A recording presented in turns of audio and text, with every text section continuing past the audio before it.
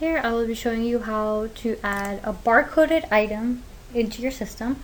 So we're going to click on Office, go to Data Entry, select Products, and click on Add Barcoded Item. The first thing you want to do is enter the UPC number. You can either scan it since it's a barcoded item, or you can enter it manually, which is what I'm going to do. This number has to be at least 6 digits. The system will not accept it if it's less than 6 digits. Then enter the item name. I'm just going to do cookies as an example. If your item has a size or weight, you can enter it here. I don't need to put one in for this. Then go ahead and select the department the item will be under. For me, this is going to go under groceries, but you could select whatever department you have added. You need to have departments added into the system for you to select them from the department menu, and that's going to be given in another video. If the item has a sub-department, you can click on it here. For this one, we don't have one for groceries, so don't click on it. For the selling price, if the sale price will be entered when it's being transaction, then you can click on this, and you do not need to input the selling price here. But if the item has a set selling price, then you can enter it here.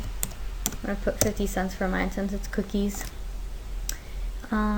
If it's going to be per lab or ounce, you could enter the information here.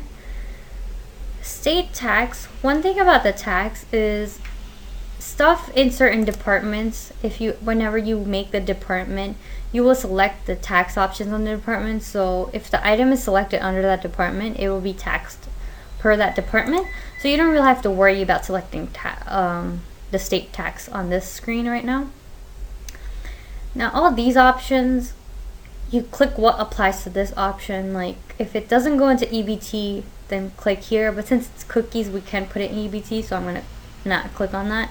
If it's a WIC item, click on this box. If it's an item where the sale is restricted after 10 p.m., you can click on this, but more so, this is only usually for stuff like alcohol and stuff. For this option, when it says make a new row in each transaction, it means like suppose a customer is buying 3 packs of cookies, right? So you're going to scan each pack individually. So if you want each pack to be seen as a new row when it's being checked out, then you're going to select this option so you can see how many times it was scanned.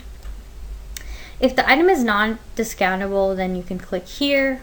Usually it's cookies, so I'm going to say it's not going to be discountable. If the item is not refundable, you're going to click here so it can be refunded.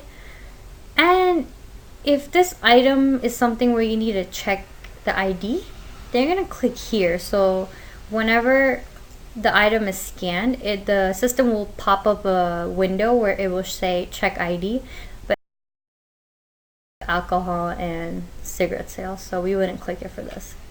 If you want to enter item details, anything at all, like information, you can put it here. Location, you can input it, like suppose you want to see where it is located in your store. I'm going to do aisle too. You could do aisle whatever it's located in. You want to have this box clicked where it says use master database if product not found in store database, because suppose a product can't be found in store database, there's going to be a master database where you have, and it can always be located in that, so you want that. Before we do anything else, you want to hit save since we want to add it into the system. This message window will pop up saying it's added into the database. We're going to click OK. Now it's going to be added into the department. So suppose you want to search for the item when you come back in the screen. So you could search it in the selected department, so you know for a fact that it's going to be in grocery, then you can select it. If not, you don't have to select the department, and you could just keep it as this and search by the product name or by word if you don't know the whole product name. You also want to have this box clicked to make sure all the department items are shown. So when you're trying to select this, you want to make sure that all of them are displayed. So suppose you're looking for something that might be on the bottom of the list, it will still be displayed here. Now this screen will display all the items that you have added into your database. Obviously these are the barcoded ones.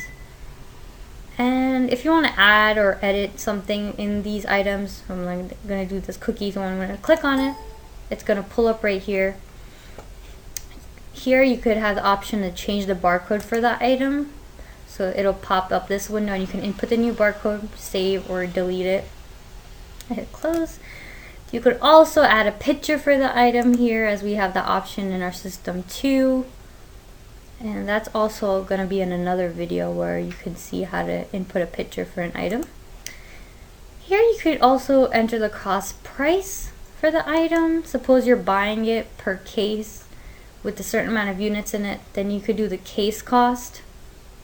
And then you could enter how many units would be in one case. And then if it's going to be cost per unit and lab, you could input it here.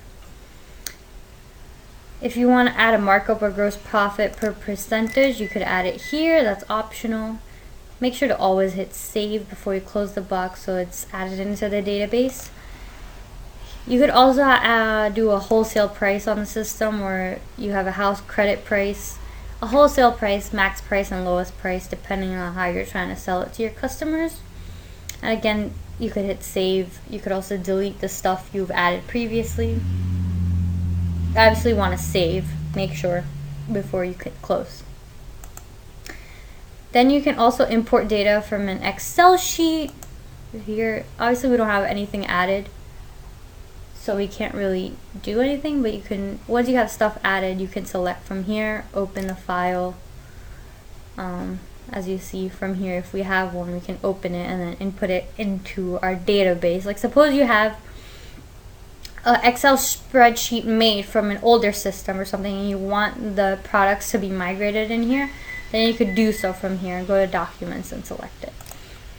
And then you can do save, obviously, and hit close. And that's how you would basically add a barcoded item. In the next video, I will talk about how to add a non-barcoded item into the system.